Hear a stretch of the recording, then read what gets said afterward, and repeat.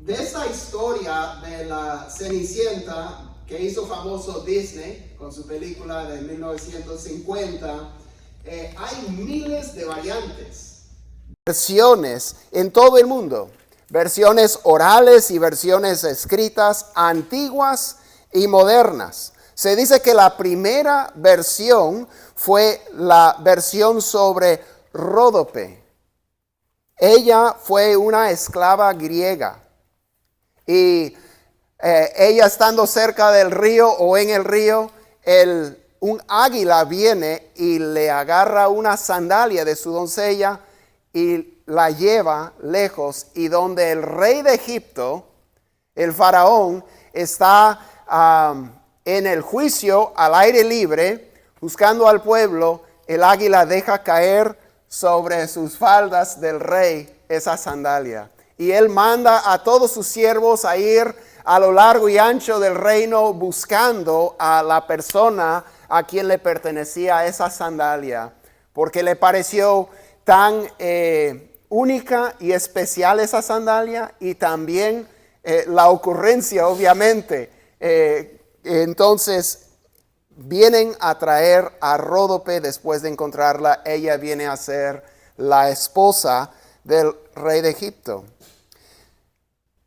Pero esa versión fue escrita alrededor del tiempo de Cristo, realmente por un geógrafo, o antes, en el siglo antes o después, muy cercano al tiempo cuando Cristo vivió. Eso no tiene ninguna relación con Cristo, solamente les estoy diciendo más o menos cuándo fue la primera versión escrita de la Cenicienta o una variación.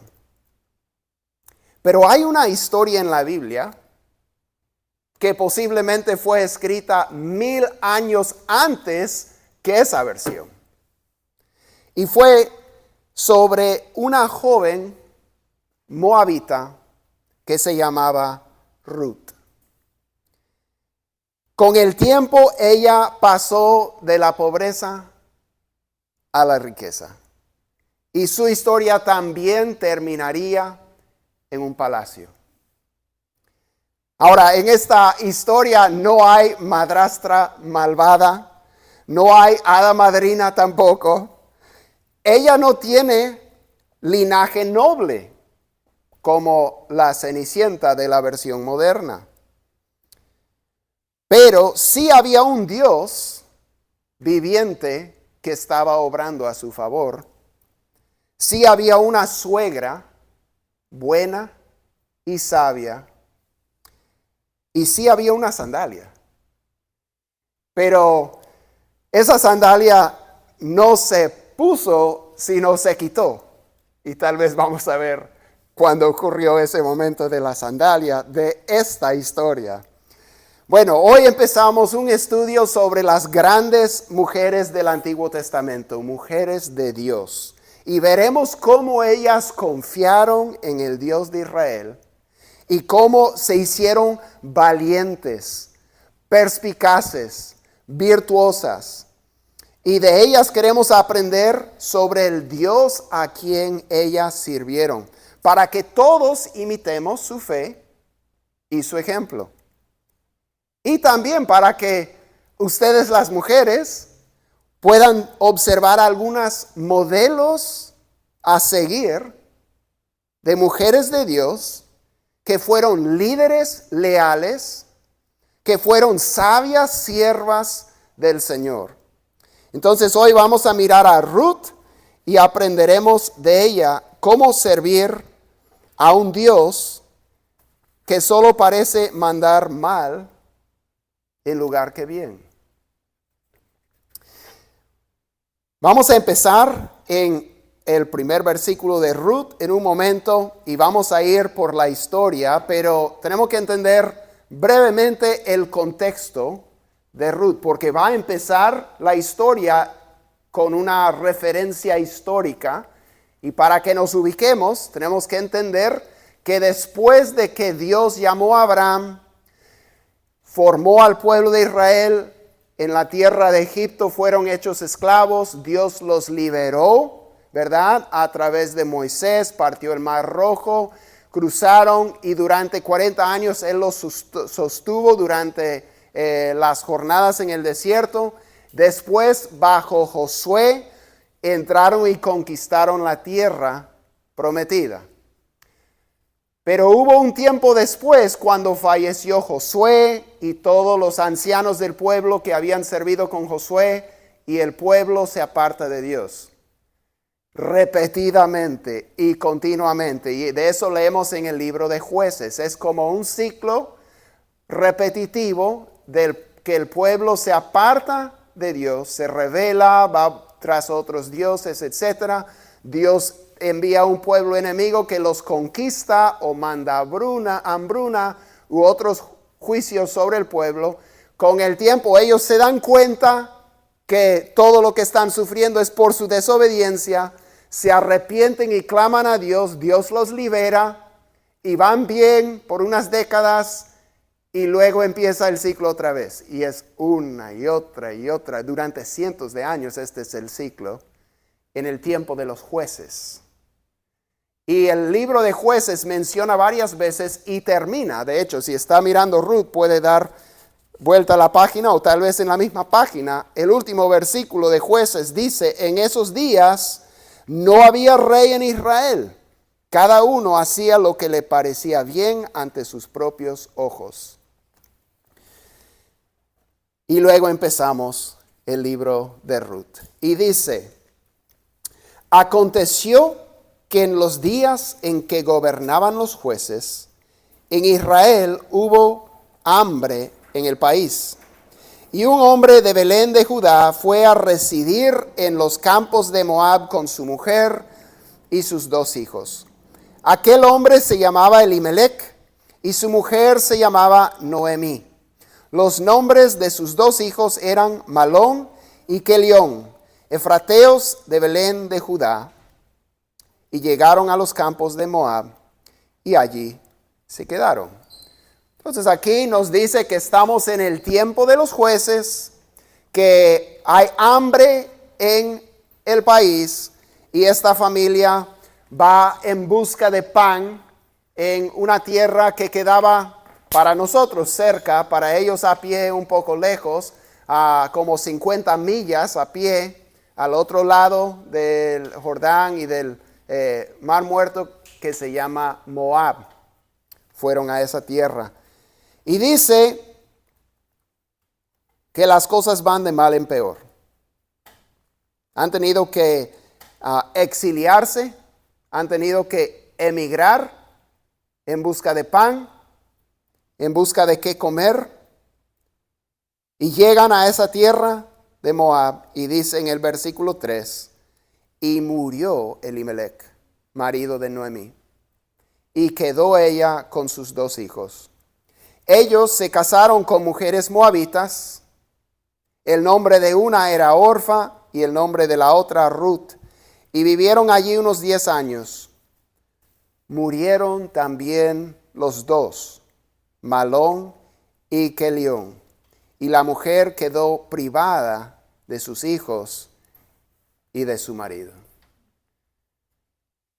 La cosa va muy mal. Nosotros podemos entender perder a un esposo, perder a un ser querido, perder a los hijos. No hay dolor que se compara con eso. Pero en los tiempos en que vivían Noemí, Ruth y Orfa, si uno no tenía esposo, uno no tenía sostén. Porque las herencias estaban ligadas, los terrenos eran pueblos agricultores y todos los terrenos pertenecían a los varones. Entonces una mujer viuda era destituida. Entonces la situación es muy grave.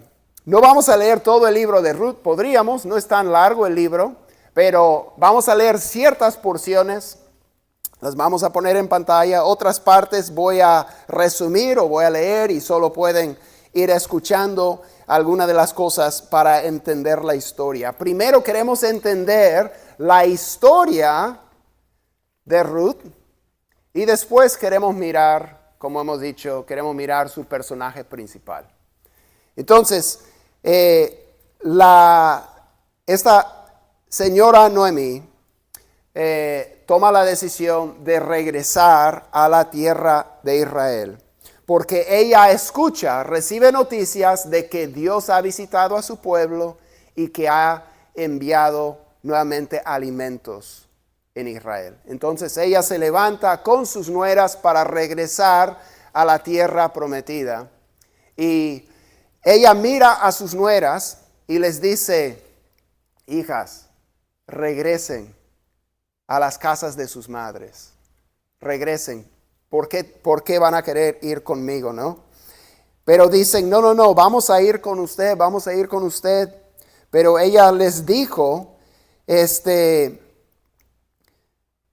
vuélvanse, hijas mías, ¿por qué quieren ir conmigo? ¿Acaso tengo aún hijos en mis entrañas para que sean sus maridos? Vuélvanse, hijas mías, váyanse, porque soy demasiado vieja para tener marido.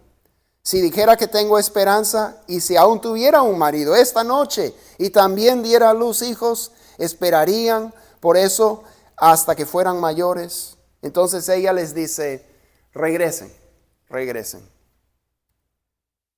Entonces leemos que Orfa, las tres levantan sus voces, lloran, se abrazan, se besan, y Orfa se despide de su suegra y va camino de regreso a casa.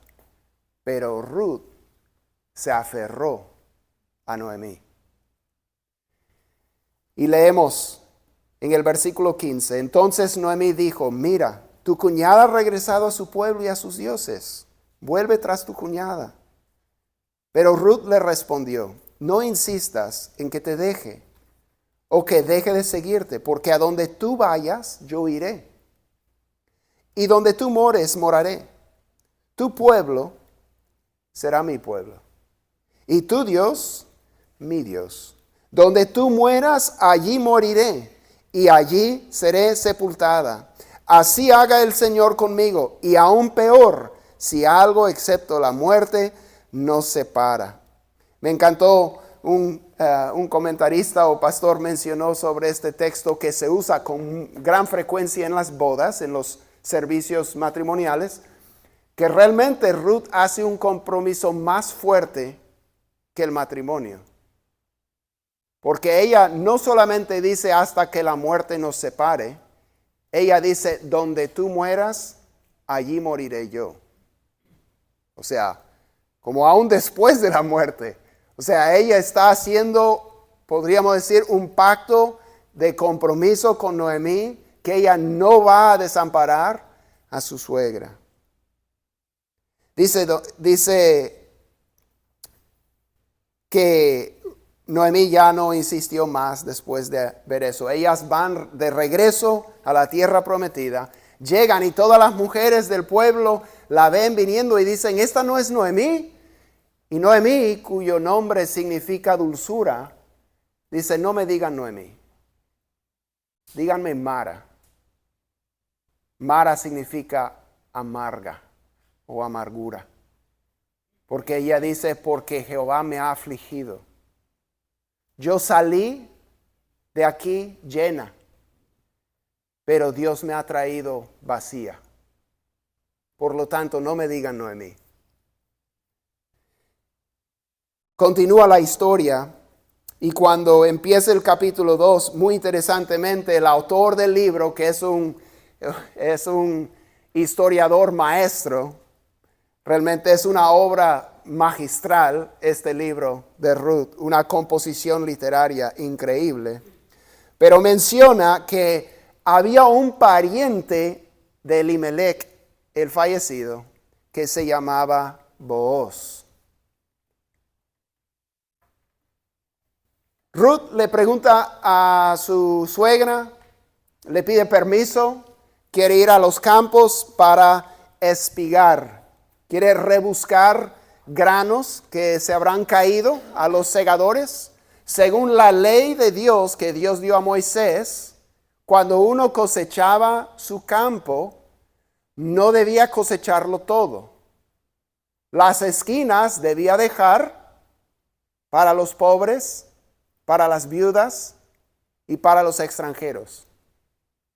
Y cuando se les caía, granos a los segadores, no debían recogerlos, debían dejarlos ahí, con el mismo fin.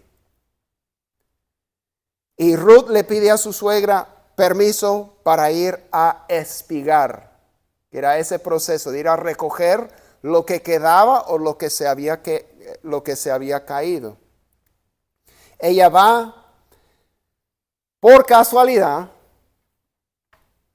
está espigando en los campos de Booz, el pariente de Elimelech, su suegro fallecido. Booz pregunta por ella quién es que está ahí espigando, y sus siervos, el encargado de sus segadores, le dice: ella es Ruth la moabita.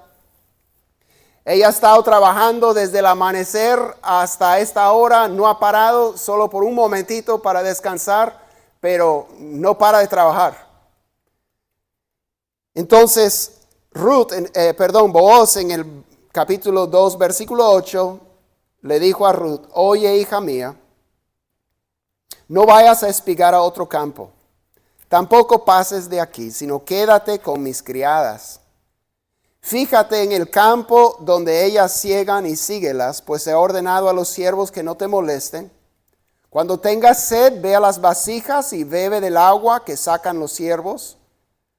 Ella bajó su rostro, se postró en tierra y le dijo: ¿por qué he hallado gracia ante sus ojos para que se fije en mí, siendo yo extranjera? Booz le respondió: todo lo que has hecho por tu suegra después de la muerte de tu esposo me ha sido informado en detalle. Y cómo dejaste a tu padre y a tu madre y a tu tierra natal y viniste a un pueblo que antes no conocías. Que el Señor recompense tu obra y que tu pago sea completo de parte del Señor, Dios de Israel, bajo cuyas alas has venido a refugiarte. Entonces ella dijo: Señor mío, he hallado gracia ante sus ojos, porque me ha consolado y en verdad ha hablado con verdad a su sierva, aunque yo no soy ni como una de sus criadas. Un poquito más tarde ese día, Booz la llama a venir y comer junto con los demás que están segando. Le ofrece pan y el vinagre para mojar su pan y que ella pueda comer ahí con ellos. Y luego ella se levanta a volver a trabajar más.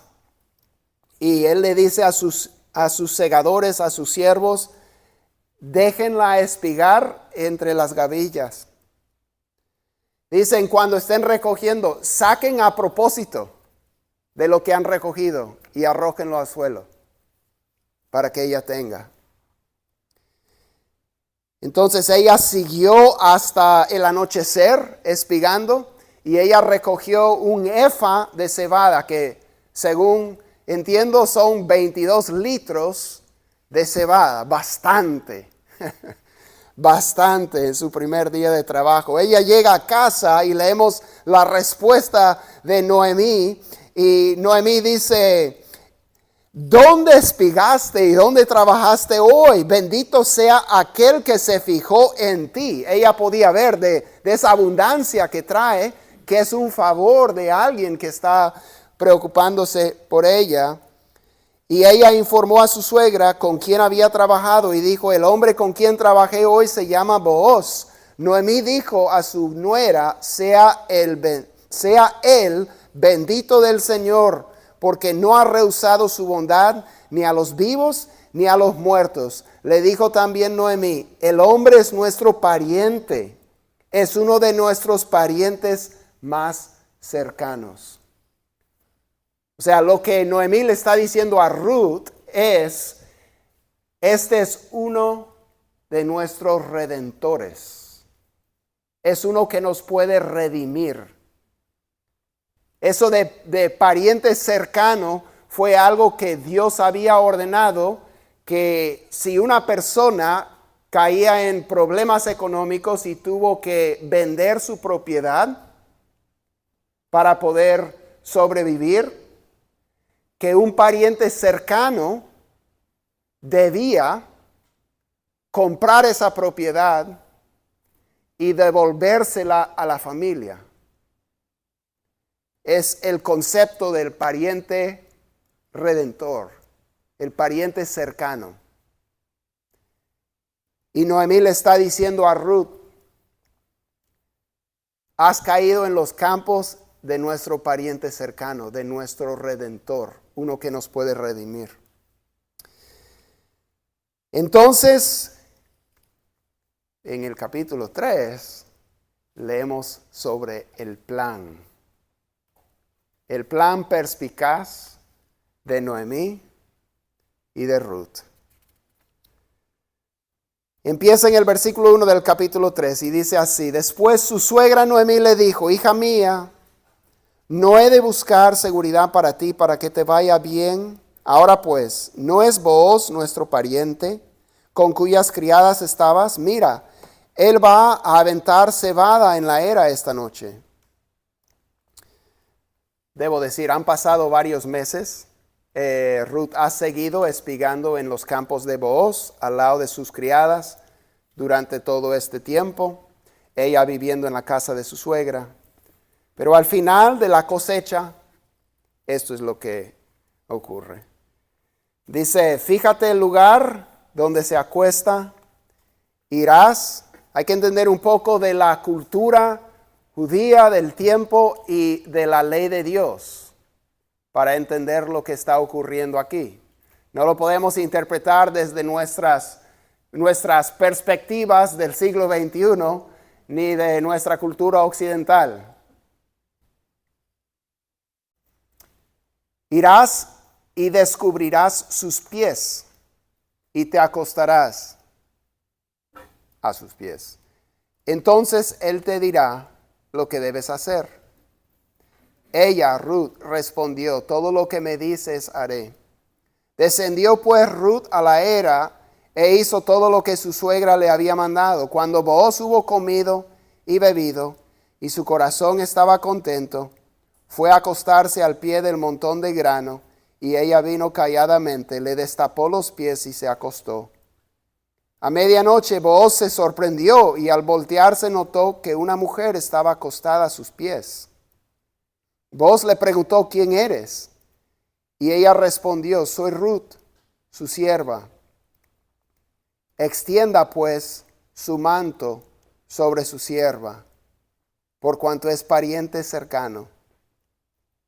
Entonces él dijo, bendita seas del Señor, hija mía. Has hecho tu última bondad mejor que la primera al no ir en pos de los jóvenes, ya sean pobres o ricos.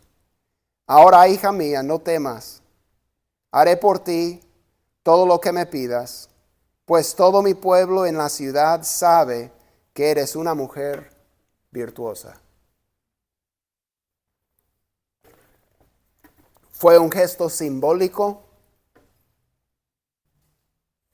Y realmente donde dice, extiende tu manto sobre mí, la palabra en hebreo, extiende tu ala sobre mí. Él le había dicho antes, tú has venido a abrigarte bajo las alas del Señor Dios de Israel, bajo las alas del Omnipotente. Ella está diciendo, extiende tus alas sobre mí. Ella le está pidiendo que haga la función de un pariente redentor. Y él dice, lo haré. Él le explica que hay otro más cercano que él. Tiene que leer la historia, como les digo. El que está compartiendo la historia es un maestro, ¿verdad? Literario. Entonces, se complica, ¿verdad? Se complica la trama aquí porque hay otro pariente más cercano que Booz. Y Booz no puede hacer nada, tiene que ceder el derecho al pariente más cercano. Entonces, Noemí le dice a Ruth, cuando Ruth ya regresó a casa, le dijo, no te acuestes o no te preocupes porque el sol no se va a poner antes de que Booz resuelve este asunto hoy.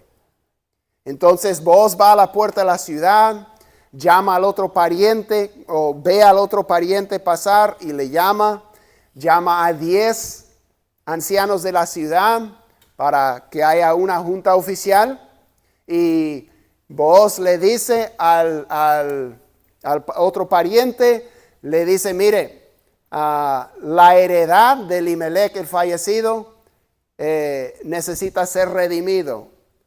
Tú eres el más cercano, lo puedes redimir. Y él dice, ok, lo voy a redimir. Y le dice, bueno, el día en que redimas la heredad, tienes que tomar a Ruth, la nuera de Elimelech, por esposa.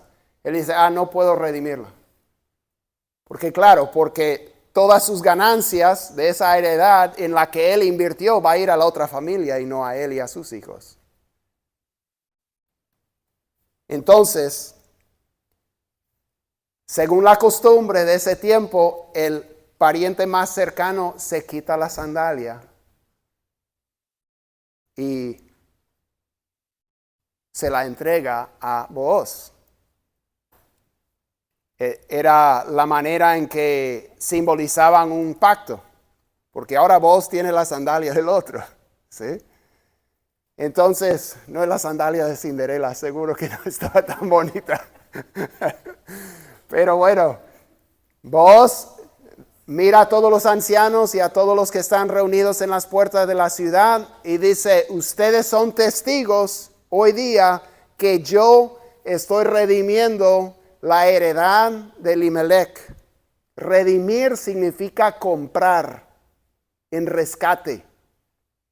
Yo voy a redimir, yo voy a comprar la heredad de Elimelech. Obviamente, para la familia de Elimelech. Es una redención.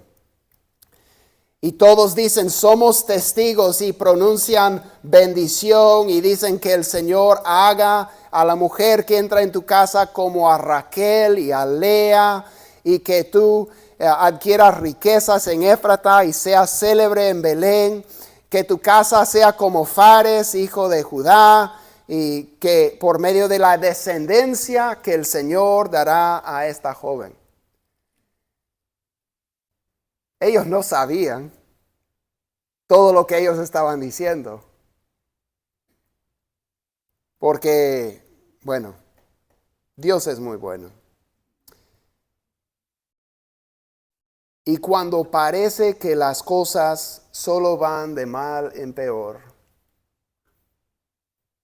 Dios sigue estando en control. Absoluto.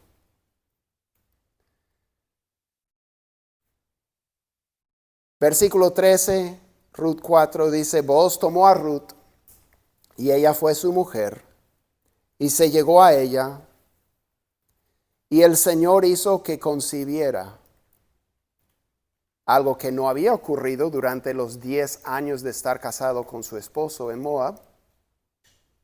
De repente era estéril antes, o aparentemente. El Señor hizo que concibiera, y ella dio a luz un hijo. Entonces las mujeres dijeron a Noemí, bendito sea el Señor, que no te ha dejado hoy sin redentor. Que su nombre sea célebre en Israel. Que el niño también sea para ti restaurador de tu vida y sustentador de tu vejez.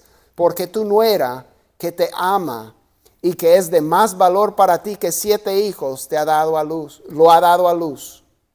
Entonces Noemí tomó al niño, lo puso en su regazo y se encargó de criarlo. Las mujeres vecinas le dieron un nombre y dijeron, le ha nacido un hijo a Noemí, y lo llamaron Obed. Él es el padre de Isaí, padre de David. Esa es la historia. Entonces vamos a tomar unos momentos para mirar al personaje principal. Vemos aquí a Ruth, una joven tal vez de 25 años, cuando está regresando. Ella tiene toda la vida por delante. Ella ha estado casada durante 10 años con el hijo de Noemí y Elimelech. Más que suficiente tiempo para que ella escuche sobre el Dios de Israel. Porque si ella solo supiera lo que le dice Noemí, yo soy afligida del Señor, el Señor me ha dejado vacía, el Señor me ha afligido, el Señor me ha agravado las cosas. O sea, ¿quién quiere decir tu Dios será mi Dios? Pero aparentemente Ruth tenía más contexto que solo eso. De repente ella había escuchado cómo este Dios liberó a su pueblo de la esclavitud en Egipto. Cómo había conquistado a todos los pueblos de la tierra prometida. Cómo les había hecho promesas eternas a su pueblo. Y les prometía bendición cuando le servían y le obedecían. Pero aunque su cuñada regresa, ella se aferra a Noemí y se compromete con Noemí y con el Dios de Noemí. Tu Dios será mi Dios, tu pueblo, el pueblo de Israel, será mi pueblo. Ahora, ella no tenía derecho a eso. Ella era moabita, ella era gentil. Puede pensar en la palabra gente, las gentes. Las gentes, las naciones, los pueblos no judíos, no escogidos por Dios en el Antiguo Testamento. Ella no tenía derecho a eso. Y ahí empezamos a ver la humildad de Ruth. Porque ella ante Booz, ella reconoce que ella no tiene derecho. Ella no es una persona como que se siente con derechos. Tantas veces hoy en día las personas se sienten o nos sentimos con derecho. Queremos reclamar nuestro derecho. No fue la actitud de Ruth. Ruth era humilde en el sentido, en el mejor sentido. Y ella pidió permiso de espigar en los campos a los segadores de Booz, si le daban permiso de hacerlo antes de empezar el primer día. Ella dijo, ¿por qué ella ha hallado gracia ante tus ojos si yo soy una extranjera? Le está diciendo, o sea, yo soy una inmunda, yo soy una foránea, como vino la mujer de Ciro Fenicia ante Cristo y Cristo le dijo, no es correcto tomar la comida de los niños, de los hijos y dárselo a los perros. Palabras fuertes, creo que estaba probando a la señora. Y la señora dijo, sí, Señor, pero aún los perros comen las migajas que caen de la mesa. Y el Señor dijo, no he hallado una fe así de grande en Israel. Se maravilló. Ruth tiene una actitud. Ella sabe que ella no tiene derechos y ella es humilde. Ella le dice a Booz, ni soy como una de sus criadas. Pero vemos que ella también es trabajadora. Trabajadora. Los segadores se asombraron. Dicen, ella desde el amanecer empezó a trabajar y no ha parado hasta ahora. En todo el sol del día. Solo un ratito se sentó en la sombra y luego siguió. Y él, invitándola a comer, come y luego vuelve y trabaja hasta que anochece. Ella es trabajadora, ella hizo un compromiso y lo va a cumplir. Ella no está buscando que le den, ella va a trabajar con sus manos y ella va a suplir para su suegra y para ella. Ruth es valiente, es muy valiente. Lo vemos en ese plan que le da a Noemí, un plan muy estratégico, muy alto riesgo personal para ella, siendo joven, una joven, 25 años más o menos. ir y acostarse a los pies de este hombre mayor. Muy riesgoso. Pero ella está confiando en su suegra, en Dios y en la nobleza de este varón. Que cuando él llegó a su campo, la primera vez que él aparece en la historia, él llega a los campos y a sus segadores dicen: Dios sea con ustedes. Dios les bendiga, ¿cómo están? Es un hombre de Dios. Pero es un riesgo muy alto para ella. Ella es valiente de tomar riesgos para hacer el bien y para servir al Señor y a las personas que Dios le ha dado. Ella manifiesta una característica que es propia de Dios. La palabra en hebreo es kesed. Es la palabra del amor fiel, el amor constante, la misericordia. Ciertamente la misericordia, el bien me seguirán todos los días de mi vida. Esa palabra misericordia es el amor, el compromiso de pacto de Dios. Ella muestra esa misericordia, esa amabilidad para con Noemí, para con Booz. Ella ha sido impactada, transformada, y ahora ella refleja la misma persona, el mismo carácter de Dios, habiéndolo conocido. Ruth es leal a Noemí, su suegra, es leal a Dios, es leal a la familia de su esposo, a su suegro, a su esposo difunto. Ella está haciendo cosas para el bien de ellos, aunque ellos ya fallecieron. Ella sigue siendo leal. Increíble. Y como nota, Booz es la única mujer en la Biblia de quien se le dice: eres mujer virtuosa. Sabemos que Proverbios 31 halaga a la mujer virtuosa, ese modelo, pero Ruth es la única a quien se le dijo: todo mi pueblo sabe que tú eres una mujer virtuosa. Ella no estaba corriendo en pos de los guapos, de los ricos. Ella no estaba buscando que fijen sus ojos en ella. Ella estaba enfocada en lo que ella debía hacer, trabajando, velando por su familia, haciendo lo que le correspondía. Una mujer virtuosa. Vemos la integridad de ella y de Booz, porque en ese encuentro nocturno a la medianoche no pasa nada, sino que cada uno va por su camino. Él dice: yo sí cumpliré, pero tenemos que seguir el proceso de Dios para eso.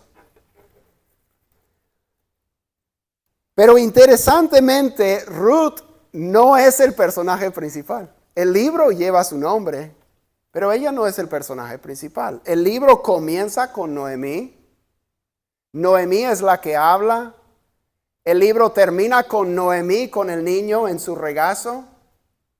El libro termina con las mujeres de la ciudad diciéndole a Noemí que Dios le ha bendecido y favorecido. Pero Noemí tampoco es el personaje principal del libro. El personaje principal del libro nunca habla en el libro, nunca aparece en el libro. Solo hablan de él. Solo lo vemos y lo descubrimos a través de lo que los personajes dicen acerca de él y a través de lo que ocurre en la vida de los personajes. Obviamente, el personaje principal verdadero es Dios.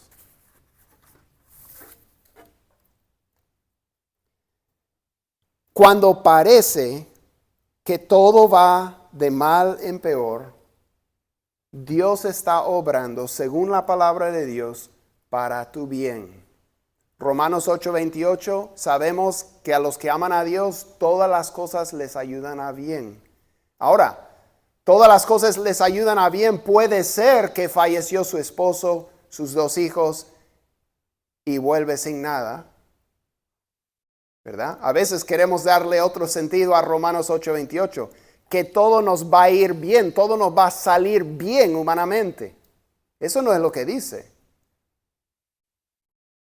Lo que dice es que todo está obrando para el bien que Dios quiere darnos, que es versículo 29, conformarnos a la imagen de Cristo. Creo que es en el mismo, bueno, por ahí, en el 28 y el 29, para que seamos conformados a la imagen de su Hijo.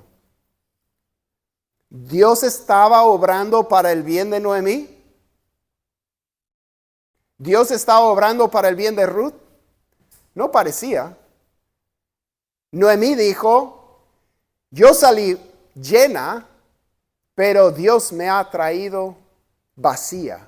No me digan Noemí, díganme Mara, amargura. ¿Quién tiene a su lado cuando ella está pronunciando esas palabras?